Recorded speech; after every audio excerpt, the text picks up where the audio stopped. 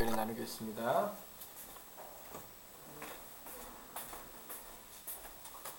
자, 다 찾으셨으면 아멘 하십시다. 아멘. 네, 요한계시록 5장 6절로부터 함께 나누겠습니다. 내가 또 보니 보좌와 네 생물과 장로들 사이에 한 어린 양이 서 있는데 일찍이 죽임을 당한 것 같더라. 그에게 7뿔과 7눈이 있으니 이 눈들은 온 땅에 보내심을 받은 하나님의 7영이더라. 아멘. 자, 요한이 이제 유다 지파의 사도로 오신 우리 주 예수 그리스도에 대하여 24 장로 중에 한 사람이 나와서 요한아 울지 말아라, 울지 말아라. 유다 지파의 사자 다윗의 뿌리가 이기었다. 그래서 이 책과 그 7인을 떼실 거라고 말씀을 해주는 걸 듣고 요한이 안심을 하게 된 겁니다. 할렐루야. 안심을 하게 됐어요. 우리 예수님이 계시구나. 아멘. 예수님만이 여러분 그 하나님의 오른손에 있는 7 인봉된 도장이 7번 켜져 있는 7 인봉된 그 두루마리를 받으셔서 주님이 인봉을 떼시고 그 안팎으로 써 있는 그 내용을 읽으실 분이었습니다. 그 누구도 자격이 없었어요. 세상에 어떤 종교인도 세상에 어떤 뭐라고 할까요? 유명인도 하나님의 오른손에 있는 그 7 인봉한 그 두루마리와 그 7인을 뗄 수가 없어요. 예수님만이 자격자야. 예수님만.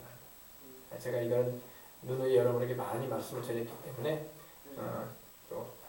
영상을 통해서 참고하시기 바랍니다. 그래서 예수님만이 자격자. 사람은 하늘 위에도 그 인봉을 떼거나 복원할 자가 없었고 이 땅 아래 이 지구에도 세상에도 그 인봉을 떼거나 복원할 자가 없었고 땅 아래 죽은 자들이 거하는 지하 세계에도 그 인봉을 떼거나 복원할 자가 없었어요. 소망이 없었기 때문에 요한이 울었던 거예요.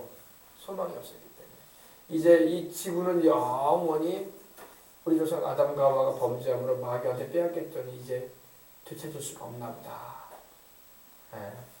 하나님의 우리 인류의 조상인 아담과 하와에게 또 그 자손들에게 주신 이 터전이고 땅인데 범죄함으로 깡패 같은 이 원수 마귀한테 뺏겨버렸으니 이제는 되찾을 길이 없나 보다 해서 요한이 막 펑펑 울었던 겁니다.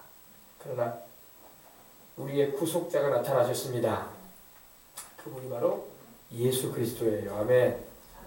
예수님은 하나님이시지만 하나님의 아들이시지만 사람이 되어 오심으로 우리 죄인들을 구원하기 위한 구속의 역사를 십자가에서 이루신 겁니다. 이게 복음이에요. 그래서 요한계시록이 5장의 말씀을 보게 되면 복음을 아주 자세하게 설명해주고 왜 예수님만이 구세주인가, 왜 예수님 외에는 구원자가 없는가, 왜 예수님을 통해서만 천국에 들어갈 수 있는가에 대해서 우리에게 자세하게 진리를 가르쳐주고 있는 거예요. 아시겠어요? 사람들은요 이런 생각을 해요. 왜 꼭 예수님을 그렇게 강조를 하십니까? 내가 뭐 기독교를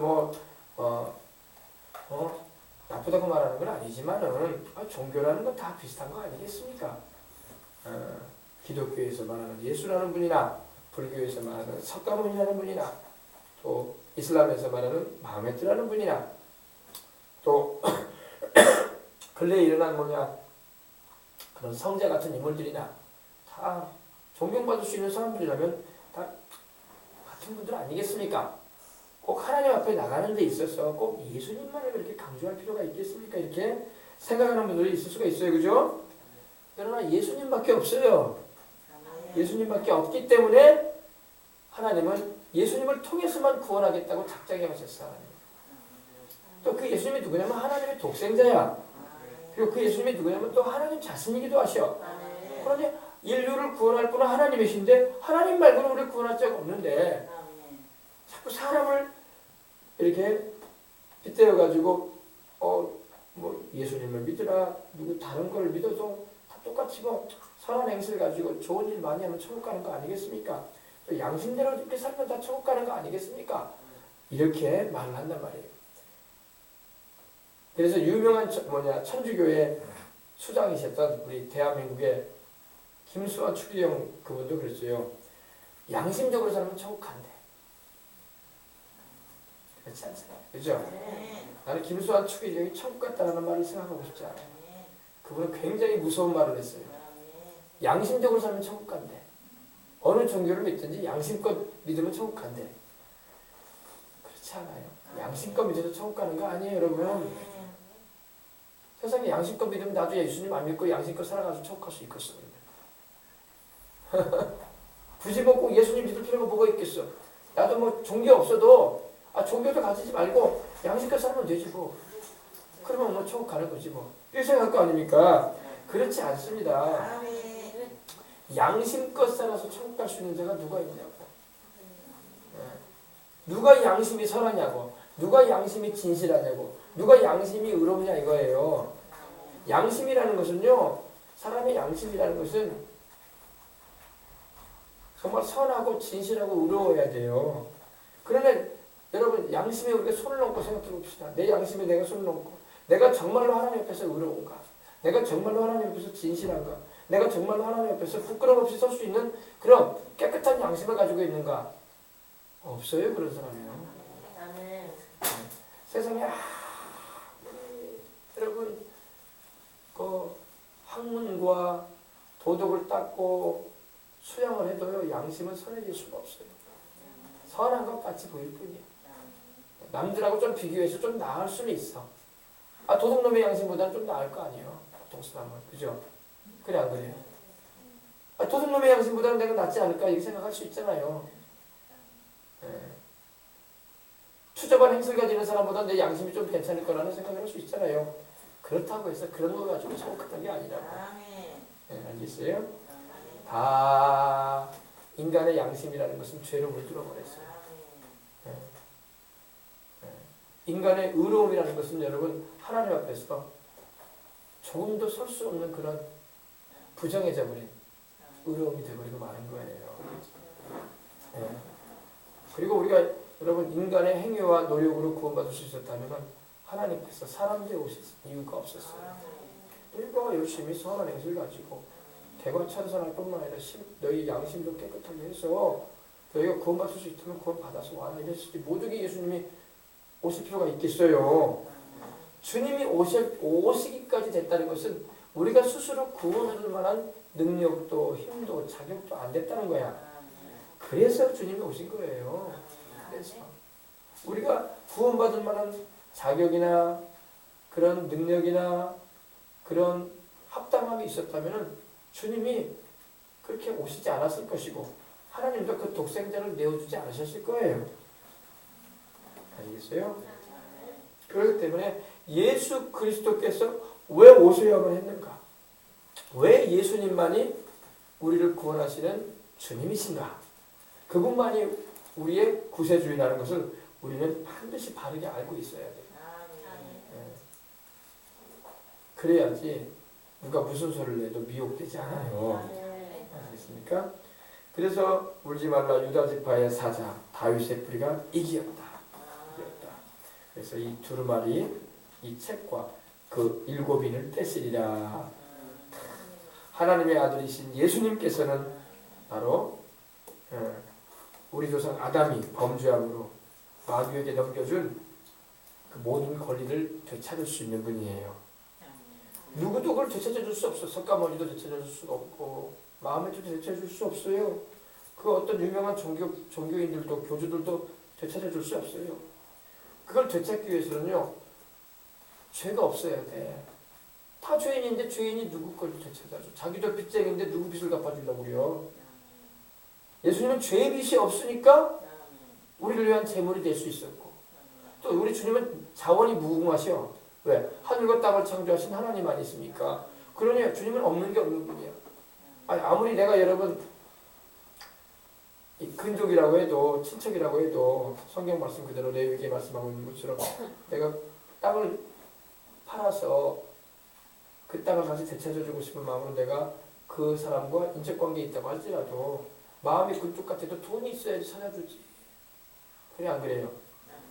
우리 보통 인생들은요, 돈도 없을 뿐만 아니라 자격도 안 돼. 그죠? 그러니까 인류는 희망이 없었어요. 그래서 요한이 막 울었던 거예요. 네, 희망이 없다. 희망이 없다라는 말을 하면요, 세상도 지금 희망이 없는 세상이야. 무슨 뭐 그렇게 부정적인 말을 하십니까? 그래도 살만한 세상 아니겠습니까? 주님이 계시니까 그나마 살만한 세상이에요. 주님이 안 계시면 세상은 살만한 세상 아닙니다. 네. 지금 우리가 살아가는 이 세상이 보통 세상이에요. 하루하루 살아가는 게 이게 보통 일이에요. 그죠? 우리 사람의 몸을 해치는 것이 얼마나 많아. 네. 우리가 들이마시는 공기부터 시작해가지고 우리가 마시는 음식과 먹고 마시는 것들이 얼마나 우리 몸에 해로운 것들이고 오염되어 있고, 또 우리가 살아가는 현장들이 얼마나 우리 몸을 힘들게 하는 요소들이 많은지 몰라요. 그러므로 여러분, 정말로 예수님 안 계시면은, 정말로 하나님의 성령님이 함께하지 않으시면 우리의 생명과 호흡이라는 것은 정말 스스로 지킬 수가 없는, 언제 무슨 일이 벌어질지도 모르는 세상이라고요. 그렇기 때문에 우리는 정말로 우리 예수님 의지하면서 나라의 삶을 살아가야 할 줄 믿습니다. 네, 그래서 세상은 이렇게 절망적인 것이 많지만 우리 주님 계시기 때문에 우리는 이 세상을 그래도 이겨나가고 또한 승리할 수가 있는 것입니다. 그래서 우리 예수님께서 이와 같이 아담이 마귀에게 넘겨주었던 모든 권리, 죄로 인해서 빼앗겼던 그 권리를 주님이 마지막 아담으로 오셔서 되찾아주시는 거예요. 용서를, 죄에서 용서받게 하고, 또 죄값으로 다가온 질병과 저주에서 노연함을 받게 해주고, 또 죄값으로 영원히 사망에 처해져서 지옥에 던져질 수밖에 없는 인류를 주님께서 영생케 하시고 하나님의 자녀로서 천국에 들어갈 수 있도록 길을 열어주신 분이 바로 예수님이신 것입니다. 그래서 그 예수님을 우리가 의지하고 인생을 살아가는 것입니다. 네. 이제 보십시다. 6절. 내가 또 보니 보좌와, 보좌는 바로 하나님의 보좌죠. 보좌와 내 생물들, 바로 천사장들이죠. 하나님의 영광을 근유하는, 지키는 사자와 송아지와 독수리와 사람의 모습으로 있는, 얼굴이 있는 내 생물을 말합니다. 그리고 장로들은 바로 24장로들이죠. 24장로들 사이에 한 어린 양이 서 있었다. 이 어린 양은 바로 예수님을 말합니다. 이제 예수님 등장하셨어. 할렐루야. 예수님께서 하나님의 오른손에 있는 7 인봉된 두루마리를 취하셔가지고 그 인봉을 하나하나 떼시고 안팎으로 이렇게 써있는, 하나님의 말씀이 써있는 그 두루마리를 쫙 피셔가지고 보시는 가운데 이제 우리 주님이 딱 서 계시는 거예요. 바로 예수님이 바로 어린 양이십니다. 어린 양이 서 있는데 일찍이 죽임을 당한 것 같더라. 일찍이 죽임을 당한 것 같더라. 이 죽임을 당했다는 것은요, 이 도살됐다, 살해됐다라는 그런 의미도 됩니다. 우리 예수님은 죄가 없는 분인데 우리 인류의 구원을 위해서 자신을 희생하셨어요. 예, 자신의 목숨을 내어주셨고 우리를 살리려고 자기 생명을 내려놓으신 것입니다. 누구도 우리 예수님의 생명을 빼앗을 자 없었어요. 왜냐? 감히 하나님의 아들의 생명을 누가 취해? 그래야 안 그래요? 우리 주님께서 우리를 살리시려고, 우리를 죄에서 구속하시려고, 우리 죄값을 대신 치르려고 자원하셔서 붙잡혀 주신 거예요. 자원하셔서 십자가에 달려주신 겁니다. 누가 감히 하나님의 아들을 손대요? 꿈도 못 꿀리요. 우리 예수님께서 십자가 지시기 전에 분명히 말씀하셨어요. 내가 12영터 되는 천사들을 명해서 나를 보호하라고 명령 못할 것 같으냐 하셨어요. 12영이라는 것이 12명의 천사를 말하는 게 아니라 숫자로 말하면 72,000명의 천사를 말해요. 한 천사가 움직여도 여러분, 히스기야 왕 때 어떤 일이 있었다고요? 16만 8천 명을 쓸어버렸었어요. 한 천사 한 명이 이렇게 해서 천사 한 명이. 10명의 천사, 100명의 천사가 움직여가지고 사람들이 이렇게 생명 거는 게 아니라고, 천사 한 명 딱 모른 사람이에요. 근데 우리 주님은 72,000명이라는 그런 숫자를 말하는 게 아니라 하늘에 있는 모든 천사들을 주장하시고 명령을 내리시는 커맨더 인칩이라고 해서 총사령관이 예수님이에요. 어마어마한 분이에요. 어마어마한 분. 우리 주님께서 사내들인 공회원이라고 해가지고 유대의 그 장로들이 보낸 그 군병들에게 주님이 잡혀주신 거지. 주님께서 자신을 보고 못 하실 분이 아니에요. 주님이 그냥 가만히 잡혀주신 거예요. 때가 이르렀기 때문에. 그래서 우리를 대신하여 죽기 위해서 오셨기 때문에 주님이 순순히 잡혀주신 거예요. 아시겠어요? 우리 예수님이 힘없어가지고, 우리 예수님이 능력이 없어가지고, 자기 하나 지킬 줄 몰라가지고 지금 잡혀준 게 아닙니다. 때가 왔기 때문에 잡혀주신 거예요. 그전에는 누구도 주님을 잡을 수가 없었어요. 왜? 때가 이르지 않았기 때문에. 이제 주님은 십자가를 지실 때가 되었기 때문에 이제 예루살렘에도 올라가기를 작정하셨고, 또 예루살렘에 들어가셔서 주님께서 이제 사명의 일을 다 마무리 지어 가시면서 십자가 이제 지시기를 결단하셨던 겁니다. 근데 일찍이 죽임을 당할 것 같더라. 벌써 예수님은 여러분 2000년 전에 십자가에 올려서 대신 죽임을 당하여 주셨잖아요. 그죠? 예수님이 스파조라는 이 말이 쓰였는데 바로 slain, 영어로는 slay이라고 하죠. 또 slay, 뭐 slaughter, 또 to put to death라는 그런 영어 표현도 쓰기도 하는데 우리를 위하여 도살 대신 어린 양이다 이 말이에요. 구약에 보면 여러분 어린 양을 잡을 때 도살했어요. 어린 양을 잡을 때 묶었어요. 이렇게 양을 여러분이 앞다리 뒷다리 이렇게 묶어요. 이렇게 이게 양이 꼭 새우등처럼 이렇게 굽어 있어요. 이렇게 못 움직이도록. 그리고 그 양의 목쪽을 이렇게 경동맥을 끊습니다. 그러면 양이 발버둥을 치긴 친데 못 쳐. 그러면서 피를 칼칼 쏟으면서 숨이 끊어져요. 그렇게 해서 죽어요. 그리고 그 죽으면은 양의 그 가죽을 다 벗겨내고 내장을 꺼내고 그리고 뭐라고 합니까? 이 각을 떠요. 각을 떠가지고 이 장작 위에 얹어놓고 불로 태웠어요. 우리 예수님이 그렇게 우리를 위해서 죽임 당하신 거예요. 주님이 어린 양처럼 잡혀주시고 주님께서 채찍에 얻어맞으시고 그리고 나무 십자가에 매달리신 것입니다. 아멘. 일찍이 죽임을 당하셨습니다. 벌써 2000년 전에 우리 위해서 대신 죽임을 당하셨잖아요. 그죠? 하나님의 아들이 그 영광스러우시고 존귀하신 그분이 세상에 가장 부끄러운 모습으로 세상에서 여러분 죽임을 당하셨어요. 벌거벗기셔가지고 십자가에 매달려 있으니 인생들이 지나가면서 얼마나 주님께서 괴로우시고 부끄러우셨겠어. 그죠? 그러나 주님께서 자신의 것을 다 내어주시면서 나중에는 물과 피까지 다 쏟아주셔서 우리를 위해서 큰 사랑을 보여주신 것입니다. 이 하나님의 큰 사랑을 우리가 알아야 돼요. 이 하나님의 큰 사랑을 우리가 깨닫고 감사하고 귀하게 여겨야 할 줄 믿습니다. 하나님의 이 사랑을 여러분이 깨닫지 못하면 하나님을 잘 섬길 수가 없는 거야. 주님의 그 큰 사랑을 알아야 돼. 아멘. 얼마나 주님이 부끄러우셨겠어요. 주님이라고 안 부끄러우셨겠어요. 주님의 온 몸에 그 부끄러움이 다 드러나고 또 온몸이 또 상처투성이가 되고 지나가는 사람들은 막 우리 주님이 하나님의 아들인 것도 믿지도 않은 채로 막 비웃고 조롱하고 또 우편강도 좌편강도를 같이 매달려가지고 같이 막 네가 하나님의 아들이면 너도 내려와보고 우리도 내려봐라 내려잡아라 막 이러면서 막 예수님을 향해서 그렇게 말을 했어요. 참 그죠? 우리 주님의 주님께서 그때도 십자가의 그 고난과 아픔과 그 통증을 맨정신으로 다 겪으셨던 거예요. 아시겠어요? 일찍이 죽임 당한 것 같다. 그에게 7뿔과 7눈이 있었다. 이 어린 양 예수님이 여기서 나오는데 바로 어린 양을 말하죠. 어린 양에게 7뿔이 있었다. 뿔이 있는데 원래 어린 양한테는 뿔이 없어요. 커야지 뿔이 생기거든요. 어린 양이 돼야지 뿔이 나와요. 새끼 양한테는 원래 뿔이 없거든요. 근데 우리 예수님은 뿔이 있었다.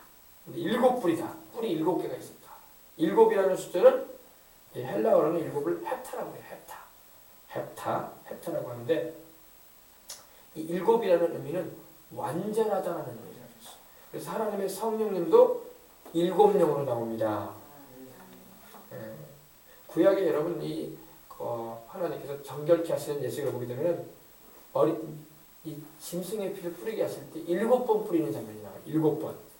6번도 아니고 5번도 아니고 8번도 아니고 딱 7번 뿌리라고 하세요. 7이라는 숫자는 완전수기 때문에 하나님의 숫자예요. 하나님의 숫자. 그래서 완전한 권세를 가진 예수님이다 이 말이에요. 하늘과 땅의 모든 권세를 다 가지고 계십니다. 그럼 예수님 부활하셔가지고 이제 엠마오로 가는 그 사진이기도 한데 부활하신 우리 예수님은 7뿔의 권세를 가지신 분이야. 완전한 권세, 전권이라고 하죠. 모든 권세를 다 가지고 계셔. 하늘의 모든 권세를 다 가지고 계시고 이 땅의 모든 권세를 다 가지고 계셔요. 그러니까 최고의 권세자란 말이에요. 최고의 권세자. 우리 예수님을 능가할 자가 없어요. 감히 우리 예수님하고 비견될 존재가 없습니다. 최고의 권세, 완전한 권세를 가지신 예수님. 그리고 눈이 7이라고 했어요. 원래 어린 양은 눈이 2개밖에 없거든요. 똑같잖아요, 다요, 그죠? 근데 눈이 7이나 된다. 이것도 우리 예수님께서 완전한 또 모든 것을 보시는, 다 아시는, 전지하시다 이 말입니다. 모든 걸 아신다는 거예요. 사람의 속에 있는 것도 아시고, 또 그 사람의 인생길도 아시고, 그 마음속에 품고 있는 생각도 알고 계시고, 역사의 미래도 알고 계시고, 할렐루야. 다 아셔요. 7눈을 가지고 계시는데 이 눈들은 온 땅에 또 보내심을 받은 하나님의 7명이더라. 또 7눈은 바로 또 성령님을 말한다 이 말이에요. 성령님. 온 땅에 온 세상에 보내심을 받은 하나님의 7명이더라. 아멘. 예. 뿔은 뭘 말한다고요? 뿔은 권세, 능력을 말합니다. 권세. 눈은 보고 아는 걸 말하지 않습니까? 네, 전지하신 우리 주님 모든 걸 아신다는 겁니다. 바로 하나님의 성령께서 또 그와 같은 역사를 나타내시잖아요. 성령님, 하나님의 7명, 하나님의 영이신 성령님은 한 분이시지만 7가지 역사를 나타내 주세요. 우리 가운데 오셔서 하나님을 경외하게 하시고 지혜로 임하시고 총명을 주시고 재능을 주시고 또한 모략과 또 여호와를 경외하게 하시는 영으로 임하시는 겁니다. 하나님의 7명. 아멘. 그래서 하나님의 성령으로 충만하면요 이런 7가지의 놀라운 역사들을 우리에게 베풀어 주시는 거예요. 아셨어요? 성령님도 완전한 분이야. 조금도 부족함이 없으세요. 성령님도 하나님으로서 오늘도 주를 믿고 의지하는 우리 가운데 와셔서 행하시는 권세와 모든 걸 아시는 전지하신 분으로 일하시는 겁니다. 그러니까 하나님의 7명, 하나님의 7명이신 성령으로 충만해야 좀 있습니다. 그렇습니다. 자, 그래서 그 어린 양이 나와서 보좌에 앉으신 오른손에서 보좌에 앉으신 이의 오른손에서 두루마리를 취하시니라. 어린 양 예수님을 말하죠. 우리 예수님께서 나오셔서 보좌에 앉으신 분 누구예요? 하나님 우리 아버지죠. 보좌에 앉으신 우리 하나님 아버지의 오른손에서 두루마리를 취하시니라. 가지셨다, 받으셨다 이런 의미입니다. 아이고 당연하죠. 하나님의 오른손에 있는 두루마리는 우리 예수님만 받으실 분이야. 그 어떤 천사도 받을 수 없어. 그 어떤 유명한 인물도 받을 수 없어. 그 어떤 종교가도 받을 수 없어요. 하나님의 오른손에서 두루마리를 받으셔서 이렇게 펼쳐볼 수 있는 분은 예수님밖에 없어요. 그래서 어린 양이 나와서 보좌에 앉으신 이 하나님 우리 아버지의 오른손에서, 여러분 하나님의 오른손, 하나님의 오른손, 하나님의 우편이라는 말이 나오죠. 하나님 우편에 계시다가 거기로서 살아있는 자와 죽은 자를 심판하러 오실 분이 예수님이라고 말씀하고 있죠. 이 오른편은요, 이 오른편은 영광과 존귀를 말해요. 영광과 존귀. 그래서 우리 예수님께서 하나님 우편에 앉으셨다는 말은 하나님의 영광과 존귀 가운데 계신다 이 말이에요. 그리고 오른편은 은총의 편이에요. 은총에서 하나님께 사랑받는 편이야. 그래서 마태복음 25장에 보면은 왼편에 있는 자들에게는 저주를 받은 자들아 그러셨죠. 오른편에 있는 자들에게는 내 아버지께 복받은 자들이여 그랬어요. 주님이. 성경이 이렇게 말씀하고 있어요. 그죠? 왼편에 있는 자들에게는 저주를 받은 자들아 그러셨어요. 주님. 그러나 오른편에 있는 이들에게는 내 아버지께 복을 받은 자들이여. 그러면서 너희를 위해서 예비된 그 하늘나라를 상속받아라 이렇게 말씀하시잖아요. 왼편에 있는 자들에게는 마귀와 그 사자들을 위해서 예비되어진 영영의 불에 들어가라고. 그래서 심판을 해갔어요. 왼편에 있는 자들에게는 심판, 오른편에 있는 자들에게는 복과 은총이네요. 영생이 주어진 거예요. 알겠어요? 그래서 우스갯소리로 좌파가 있고 우파가 있다고 하는데 우파가 좋은 거예요. 우스갯소리를 한 얘기예요. 좌파가 왼쪽이거든요. 우파는 오른쪽이에요. 뭐 성경하고는 크게 관련 지을 필요는 없지만 우스갯소리를 한 얘기입니다. 자, 그래서 오른손, 하나님의 오른편에 있는 자들에게는 하나님의 은혜가 임한다고 성경에 말씀을 하고 있습니다. 그 어린 양이 나와서 보좌에 앉으신 이의 오른손에서 두루마리를 취하셨다. 하나님 아버지께로부터 예수님께서 그 두루마리를 받으시고 또 가지셨다 이 말입니다. 그리고 그 두루마리를 취하심에 이 취했다는 말은요, 람바노라는 이 헬라어가 쓰였는데 to take, to receive, 제가 말씀드린 대로 가지게 됐다, 잡으셨다, 또 받으셨다 이런 의미예요. 그래서 그 두루마리를 취하심에 내 생물과 24 장로들이 그 어린 양 앞에 엎드렸다. 아멘. 이거 보세요. 하나님께 엎드려 경배할 뿐만 아니라 어린 양께 엎드려 경배하는 거야. 여러분 교회는 여러분 하나님 아버지도 예배드리고 섬기죠. 성부 하나님 그죠? 성자이신 우리 예수님 앞에도 예배드리고 섬기는 거예요. 왜? 성부 하나님과 성자 하나님과 또 성령 하나님은 삼위일체시기 때문에 본질이 같으신 하나님이야. 아버지 하나님과 아들 하나님은 본질이 같은 하나님이야. 성령님도 본질이 같기 때문에 우리는 성삼위 하나님을 예배드리는 거예요. 보세요. 이 천국에서 보세요. 두루마리를 취하시면 내 생물, 천사들 가운데 최고품 천사야. 최고품의 천사예요. 천사들 가운데도 이 서열이 있어요. 계급이라 말하면 좀 그렇고 서열이 있어. 바로 이 수랍 천사들, 또 이 내 생물, 이들은 최고품 천사들, 최고품. 청하들을 말하면 최측근이에요. 최측근. 하나님 보좌 앞에서 하나님을 경외하고 하나님을 섬기는 아주 고품 천사예요. 고품 천사. 그러니까 날개도 6이지. 보통 천사는 날개가 2인데. 그죠? 최고품 천사들. 천사들 가운데 최고 서열에 자리 잡고 있는 내 생물도 엎드려서 해요. 누구 앞에? 어린 양 예수님 앞에. 아멘. 그리고 24 장로들은 누구예요? 24 장로들은 바로 우리들 대표야. 우리 구원받은 주의 백성들 대표야. 신약시대, 구약시대에 구원받은 모든 성도들의 대표야. 구약의 성도들을 대표하는 12명, 신약의 지금 우리 시대까지 이르는 신약시대의 성도들을 대표하는 12명 해가지고 24명인 거예요. 이들이 어린 양 앞에 엎드렸다고 했어요. 그죠? 그러면 여러분 20세 장로들만 엎드렸으니까 우리는 안 엎드렸겠어? 우리 다 엎드렸어. 그 순간에 다 엎드린 거예요. 여기 안 나와서 그렇지 우리 다 엎드린 거예요. 그들은 바로 우리를 대표하는 자들이기 때문에 구원받은 주의 백성들을 대표하는 자들이 바로 20세 장로란 말이에요. 그들이 엎드렸다는 것은 우리도 엎드렸다는 거예요. 그리고 최고품의 천사였던 내 생물이 엎드렸다는 것은 모든 천사들이 다 엎드린 거야. 그렇게 봐야 돼요. 알겠습니까? 누구 앞에 엎드렸다고요? 어린 양 앞에. 어린 양 우리 예수님 앞에. 그러니까 예배라는 건 뭐냐면 여러분 하나님 앞에 엎드리는 게 예배예요. 우리는 막 예배 가면 예배 보러 간다 이러는데 예배 보러 가는 게 아니야. 예배는 하나님 앞에 드리는 거지. 엎드려서 드리는 거예요. 엎드려서. 하늘과 땅을 창조하신 살아계신 하나님께 또 우리를 위해서 십자가에 피 흘려 죽으시고 보내신 우리 예수님께 엎드려 절하는 게 바로 예배인 거예요. 그래서 어린 양 앞에 엎드렸다. 이 피프라는 이 헬라어가 쓰이는데 프로스트레이트라고 해가지고 엎드렸다 이겁니다. 또 표현이 심하게 나올 때는요 넘어졌다 이런 표현이에요. 주님 앞에 폭삭 넘어져 버렸다 이 말입니다. 서 있을 못한다는 거예요. 주님 앞에.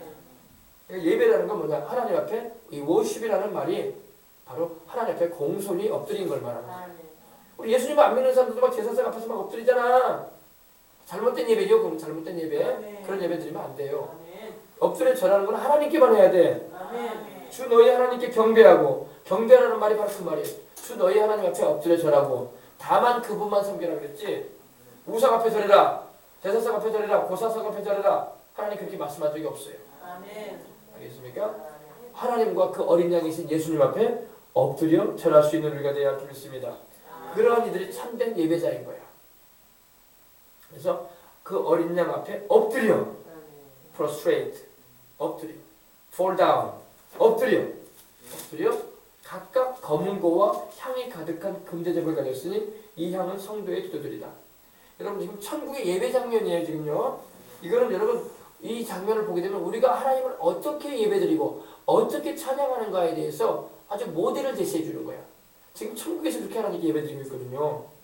이 세상에서 여러분 우리가 막 오케스트라를 동원을 하고 악기를 동원하고 뭐 싱어들을 동원하고 뭐 합주단을 동원해가지고 기타를 치고 뭐 드럼을 치고 여러분 이것이 성경에 나오는 하나님을 예배드리는 천국의 모습을 잘 닮아서 예배드려야 돼요. 그냥 우리 재밌다고 감정 돋우고 막 노랫소리 막 내 목소리 좋다고 소리 질러대고 그게 아니라고 하나님께 드려야 된단 말이야. 알겠어요? 이 예배를 인도하는 그 찬양 싱어라고 하죠. 워십 리더라고 하거든요. 예배 인도자. 교회를 일반 교회에서 말하면 성가대장, 성가대 지휘자. 또 목소리 높여서 찬양하고 또 이렇게 연주하는 피아노나 또 이 신디를 연주해서 하나님께 찬양을 드릴 때에 우리 하나님께 올려드리는 거예요. 할렐루야. 우리 예수님께서 이루신 구원의 노래를 고백하는 거예요. 아멘. 그래서 주님께 영광을 돌리는 찬양이 되고 예배가 되어야 믿습니다. 네. 절대 사람들이라고 하는 게 아니라고요. 하나님께 보세요. 엎드려서 각각 검은 고를 가졌다. 검은 고. 이 검은 고 우리는 검은 고라고 되어 있는데 우리말로는 검은 고지만 원래는 하프예요. 하프가 뭐예요? 이렇게 삼각형 같이 이렇게 생겨가지고 현이 이렇게 쫙 내려져 있는 하프예요. 그래서 이렇게 우리 크로마프라는 악기 있죠? 크로마프 작은 거.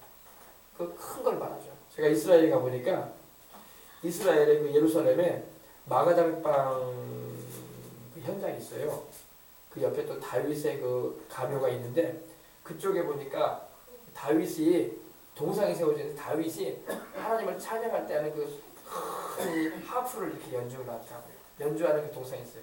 근데 실제로 그 밑에 동상 밑에 진짜 하프가 와가지고 연주를 하면서 지나가는 이들에게 그 소리를 들려주고 있는데 참 좋대요. 진짜로 연주해보니 연주하면서 보는데 이제 그렇게 거리에 악사가 있더라고요. 바로 여기서 말하는 검은 고는 우리 이렇게 길 따라다니는 검은 고가 아니라 가야금이나 그런 게 아니라 그런 우리 한국적인 거고 여기서 말하는 검은 고는 하프를 말해요. 다윗이 하프로 하나님을 찬양했거든요. 다윗이 수금과 하프로 했는데 하프를 말합니다. 그래서 검은 고와 향이 가득한 금대접을 향이 가득하다. 이 향. 사람은 여러분 우리도 뭐 향을 좋아하잖아요. 방향제 같은 거 좋아해가지고 차량에다가도 방향제를 갖다 놓기도 하고 또 방에서 냄새 나지 말라고 화장실에나 그런데도 방향제 갖다 놓잖아요. 그죠? 이 향. 뭐 인조로 만든 이건 향이지만은 천국에서도요 우리 주님께 드려지는 향이 가득한 금대접이 있다는 거예요. 금으로 만든 대접이 있는데 바로 이 향은 뭐라? 성도들의 기도다. 오늘 저녁에 여러분이 기도할 때 여러분의 기도가 향처럼 올라가는 거예요. 하나님께 향기가 돼가지고 인센스 향기가 돼가지고 아로마틱하게. 할렐루야. 아로마가 뭐예요? 아로마가 향이 좋다 이 말 아닙니까? 아로마 향이라고 하잖아요. 그죠? 그래서 향이 올라가는 거예요. 근데 이 귀신도요 그런 걸 맡으려고 그래. 그래가지고 막 제사드리게 되면 막 죽은 사람 그 향로를 갖다 놓고 막 길다란 향 같은 걸 막 꽂아놓거나 아니면 이러고 있잖아요. 귀신도 꼭 하나님이 이렇게 받으셔야 할 그런 향기가 있는 것처럼 귀신도 지들도 받으려고 사람들을 통해서 그런 제사를 막 시키는 거예요. 알겠어요? 그래서 원래 이 향은요 아무한테나 하나님이 하라고 안 하셨어요. 향은 하나님께만 쓰여야 되는 거예요. 하나님께만 드려지는 일에 향은 드려져야 돼. 근데 오늘날에 예수님 안 믿는 사람들, 불신자들은 막 죽은 사람만 있으면 향 뿌리네 막. 그 귀신이 막 받아오라고 하는 거야. 받으라고. 그거 하나님 안 받아요. 그거는. 알겠습니까? 그래서 우리가 예수님 믿는 사람 절대 조문을 가더라도 향 피우지 않잖아요. 그죠? 상가집 가도. 그래 안 그래요? 절대 향 꽂아놓거나 그러지 않아요. 왜? 향고자 놓으면 하나님이 앞에서 바라는 게 아니야. 그 죽은 자를 향한 그런 숭배가 되는 거거든요. 그래서 절대 이 장례식장 같은 데 우리 예수님 믿는 사람들은 향고자 놓지 않습니다. 이 향은 바로 하나님께 드려지는 기도가 된다 이 말입니다. 근데 향이 가득하다고 했어요. 그물에던 대접인데 향이 가득한데 그 향은 바로 성도들의 뭐라? 기도다. 기도. 프로세키라는 그런 헬라어가 쓰였는데 기도예요. 기도. 그 기도. 우리가 기도도 오늘날도 우리가 기도를 하면요. 하나님께 우리의 기도가 향처럼 올라가. 그러니까 여러분 기왕이면 기도를 할 줄 아는 사람들이 많으면요. 그 향이 많이 올라가 하나님께. 근데 기도를 할 줄 모르면 향이 올라가지 않죠. 하나님께 향이 이렇게 싹 올라가면 하나님께서 그 향을 맡으시는 거야. 알았다. 이러면서. 알겠어요? 그래서 이 아로마틱하게 향이 좋은. 그래서 여러분 오늘도 여러분 근데 그 향이 하나님이 맡기 좋은 기도가 돼야 돼.